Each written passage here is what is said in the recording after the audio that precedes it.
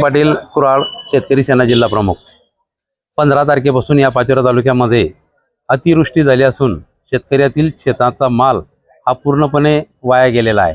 कपाशी असेल, मका असेल, सोयाबीन असेल, उडीद, मूग सगळा माल हा वाया गेला आहे आणि शेतकरी आज अतिशय बिकट अवस्थेत चालू आहे। बऱ्याच ठिकाणी ढगफुटी सदृश परिस्थिती निर्माण झाल्यामुळे डोंगरी सातगाव, सिंजाळ, राजुरी, वाडी शेवाळा, पाचोरा, अशा वेरुळी, अशा बऱ्याच गावांमध्ये घरांमध्ये पाणी घुसलं आहे। मी आभार मानेल आमदार साहेब असतील, पुनर्वसन मंत्री साहेब असतील, पालकमंत्री साहेब असतील, यांनी या तालुक्यामध्ये ज्या ज्या गावामध्ये ढगफुटी झाली त्या गावामध्ये दौरा केला।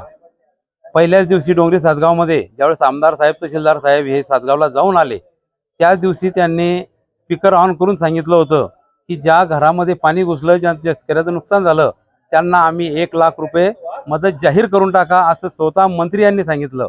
आम्ही तहसीलदार साहेबांची आत्ताच नुकतीच भेट घेतली आणि त्यांनी सांगितलं की ज्या शेतकऱ्यांच्या घरात पाणी गेलंय, मग ते सिंदाळ असेल, राजुरी असेल, डोंगरी सातगाव असेल, वेरुळी असेल, पाचोरा असेल, या सगळ्या शेतकऱ्यांना आपण 1 लाख रुपये दिले पाहिजे।